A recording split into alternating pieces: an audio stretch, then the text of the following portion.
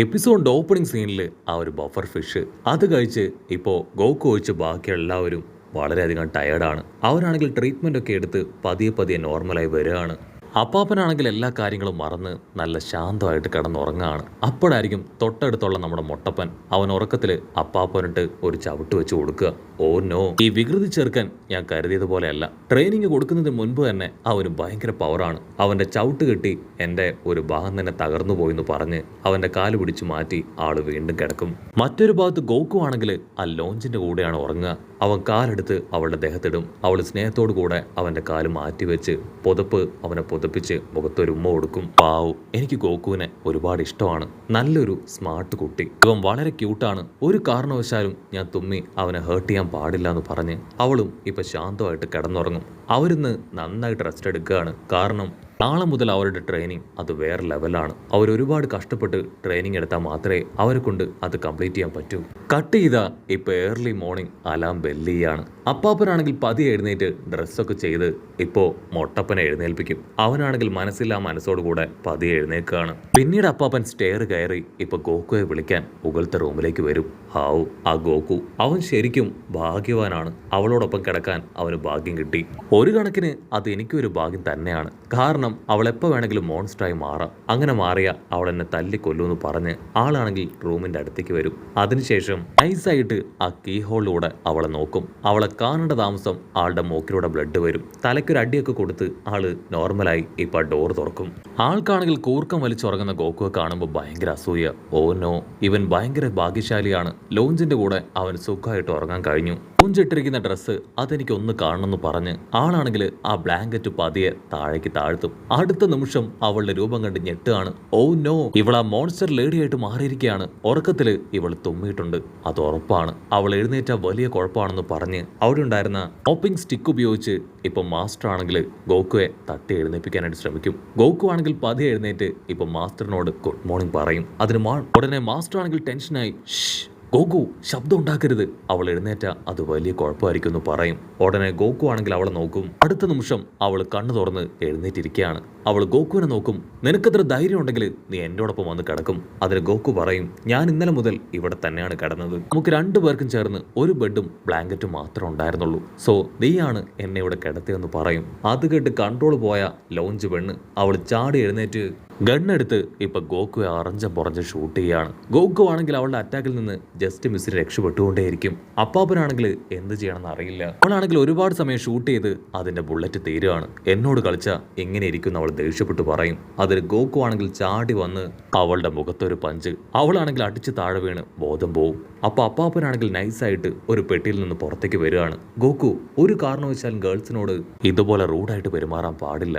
അവർ പാവങ്ങളാണെന്ന് പറഞ്ഞ് ആളാണെങ്കിൽ നൈസായിട്ട് അവളുടെ പ്രൈവറ്റ് പാർട്ടിലൊക്കെ തൊട്ടു നോക്കാൻ ശ്രമിക്കും. അതിന് ഗോകു പറയും, മാസ്റ്റർ ഇന്ന് നമുക്ക് നേരത്തെ നമ്മുടെ ട്രെയിനിങ് ആരംഭിക്കണം. വേറെ വഴിയില്ലാതെ മാസ്റ്ററും ഇപ്പോൾ ട്രെയിനിങ് എടുക്കാൻ തയ്യാറാവുകയാണ്. ഓക്കെ, ഇന്ന് നമുക്ക് നേരത്തെ തന്നെ ഏറ്റവും നല്ലൊരു ട്രെയിനിങ് ആരംഭിക്കാം. പാപ്പനാണെങ്കിൽ ഇപ്പോൾ അവർ രണ്ടുപേരുമായിട്ട് ഗ്രൗണ്ടിലേക്ക് വരും. അതിനുശേഷം അവരോട് പറയും, ആയോധന കല അത് പഠിക്കുന്നതിന് മുൻപ് ബേസിക് ആയിട്ട് ചില കാര്യങ്ങൾ നിങ്ങൾ അറിഞ്ഞിരിക്കണം.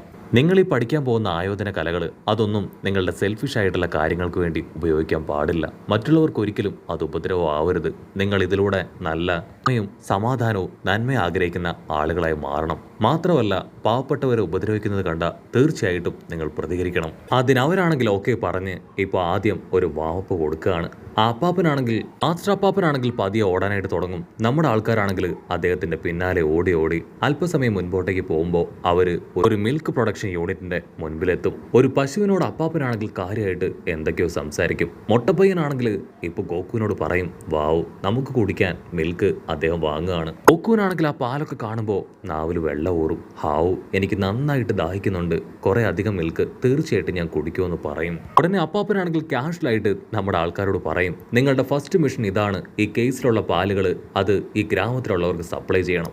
അത് കേട്ട് നമ്മുടെ ആൾക്കാർ ഞെട്ടും. ഓ നോ, നിങ്ങൾ ഞങ്ങളെ പറ്റിക്കുകയാണ്, ഇതാണോ നിങ്ങളുടെ ട്രെയിനിങ്? അതിന് അപ്പാപ്പൻ പറയും, ഇതും ഒരു തരത്തിലുള്ള ട്രെയിനിങ് ആണ്. നിങ്ങൾ നല്ല അധ്വാനശീലം ഉണ്ടെങ്കിൽ മാത്രമേ നിങ്ങളുടെ ബോഡി അതൊന്ന് ഫ്ലെക്സിബിൾ ആവും. അങ്ങനെയുള്ള ശരീരത്തിൽ മാത്രമേ എനിക്ക് ട്രെയിനിങ് അത് തരാനായിട്ട് കഴിയൂ. ആ പശു ആണെങ്കിൽ അടുത്തുള്ള ഒരു ഹെലികോപ്റ്റർ കാണിച്ചു കൊടുക്കും. നിങ്ങൾക്ക് വേണമെങ്കിൽ ആ ഹെലികോപ്റ്റർ അത് ഉപയോഗിക്കാം.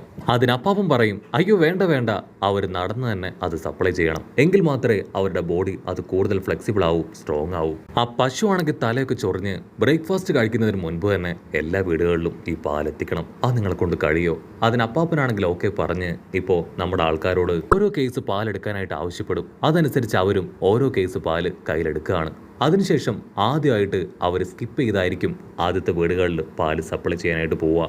നമ്മുടെ ആൾക്കാരാണെങ്കിൽ ഒരുപാട് കഷ്ടപ്പെട്ട് സ്കിപ്പ് ചെയ്ത് ആദ്യത്തെ കുറേ വീടുകളിൽ പാല് സപ്ലൈ ചെയ്യാണ്. അതിനുശേഷം അപ്പാപ്പനാണെങ്കിൽ ദൂരത്തായിട്ട് കുറേ മരങ്ങൾ കാണിച്ചു കൊടുക്കും. അടുത്തതായിട്ട് ഈ മരങ്ങൾക്കിടയിലൂടെ സിഗ്സാക്കായി നിങ്ങൾ പോകണം. അങ്ങനെയാണെങ്കിൽ സ്ട്രോങ് ആയിട്ടുള്ള കാര്യങ്ങൾ നിങ്ങൾക്ക് കിട്ടുമെന്ന് പറഞ്ഞ് അവരാണെങ്കിൽ സിഗ്സാക്കായി ആ മരത്തിന്റെ ഇടയിലൂടെ ഓടാനായിട്ട് ആരംഭിക്കും.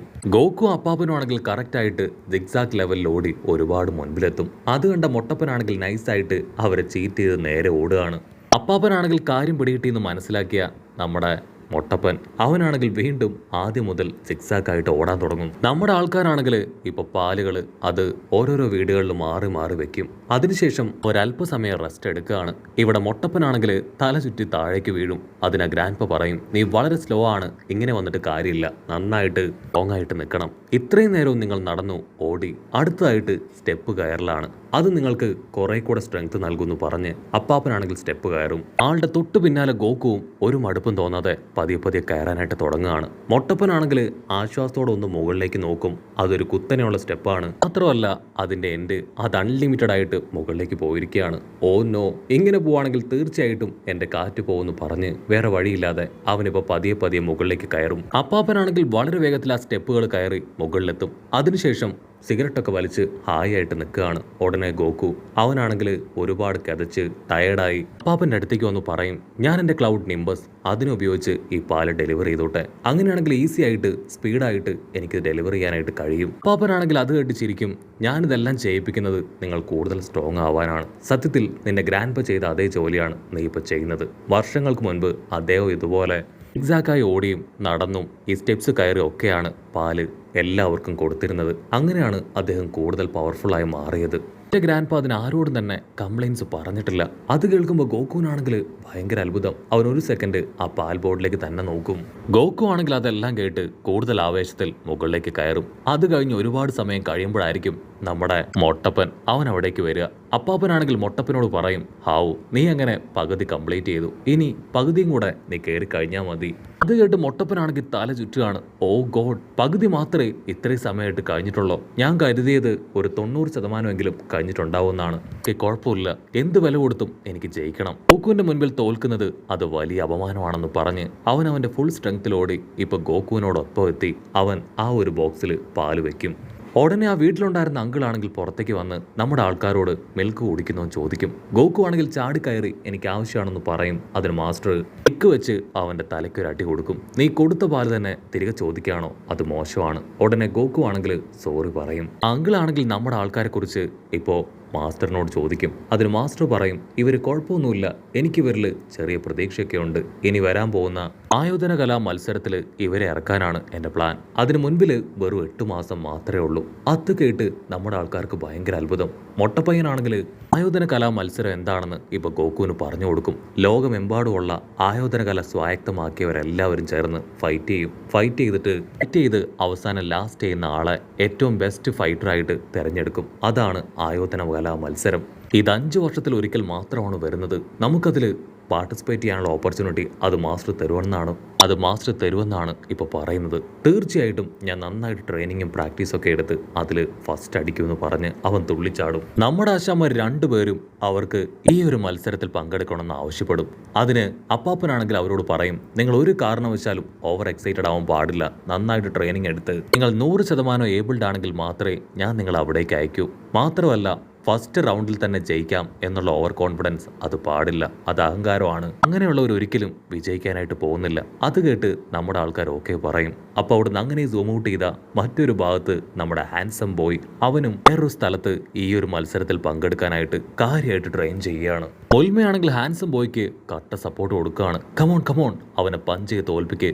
ഇവിടെ നമ്മുടെ ഹാൻസം ബോയ് അവനാണെങ്കിൽ ഒരു കപ്പട മീശക്കാരനുമായിട്ട് ഫൈറ്റ് ചെയ്യുകയാണ്. ഹാൻസം ബോയ് ആണെങ്കിൽ അവൻ്റെ വോൾഫ് ട്രാൻസ്ഫോർമേഷൻ അതെടുത്ത് ഇപ്പം ആ കപ്പട മീശക്കാരനെ ഇടിച്ച് താഴെ ഇടും. അതുകൊണ്ട് നമ്മുടെ ആൾക്കാർക്ക് ഭയങ്കര സന്തോഷം. റാബിറ്റ് ആണെങ്കിൽ തീർത്തു പറയും വരാൻ പോകുന്ന മത്സരത്തിൽ നമ്മുടെ ഹാൻസം ബോയ് അവൻ തന്നെ ജയിക്കും. അതിന് മുൽമയ്ക്കാണെങ്കിൽ ഭയങ്കര ഡൗട്ട്. കാരണം ഗോക്കു അവൻ അപ്പാപ്പൻ്റെ അടുത്ത് ട്രെയിനിങ് എടുക്കുകയാണെന്ന് അവൾക്ക് നന്നായിട്ട് അറിയാം. അവനും നല്ല പവർഫുള്ളാണ്. ഒരു പക്ഷേ അവൻ ജയിക്കുമോ? ഇവിടെ ഹാൻസം ബോയ് ആണെങ്കിൽ ചുറ്റുമുള്ളവരെ എല്ലാവരും നോക്കിയതിന് ശേഷം പറയും ഇവരാരും വലിയ പവർഫുൾ ആയിട്ടുള്ള ആൾക്കാരല്ല. മത്സരത്തിന് ഇതിലും പവർഫുൾ ആയിട്ടുള്ള ആൾക്കാരായിരിക്കും മത്സരിക്കുക. സോ എനിക്കിനിയും പവർഫുൾ ആയിട്ടുള്ള ആൾക്കാരുമായിട്ട് ഫൈറ്റ് ചെയ്യണം. അവിടുന്ന് അങ്ങനെ സീൻ കട്ട് ചെയ്ത ഇവിടെ നമ്മുടെ ആൾക്കാർ മരുഭൂമിയിലൂടെ നടക്കുകയാണ്. അപ്പാപ്പനാണെങ്കിൽ അവരോട് പറയും വേഗം നടന്നിട്ടില്ല എങ്കിൽ ഈ മരുഭൂമി നിങ്ങളെ വിഴുങ്ങും. അതിനുശേഷം അവരാണെങ്കിൽ ശക്തിയായിട്ട് ഒഴുകുന്ന വാട്ടർ ഫോൾസിലൂടെ ക്രോസ് ചെയ്ത് നടക്കും. അവസാനമായിട്ട് ഒരു ഡ്രാഗന്റെ മുൻപിലൂടെ ഉഷാറായിട്ട് ഓടുകയാണ്. അപ്പം വിളിച്ചു പറയും ശക്തിയായിട്ട് ഓടണം, അല്ലെങ്കിൽ അത് നിങ്ങളെ അറ്റാക്ക് ചെയ്യും. ട്രെയിനിങ് എല്ലാം അവസാനിച്ച് തിരിച്ചെത്തിയതിനു ശേഷം മാസ്റ്റർ പറയും ഇതാണ് ഇനി മുതൽ നിങ്ങളുടെ ട്രെയിനിങ്. സോ നമുക്കിനി ആഫ്റ്റർനൂൺ ട്രെയിനിങ് അത് ആരംഭിക്കാം. അത് കേട്ട് നമ്മുടെ ആൾക്കാർ ഞെട്ടുന്നതോടു കൂടെ ഈ ഒരു എപ്പിസോഡും അവസാനിക്കുന്നു.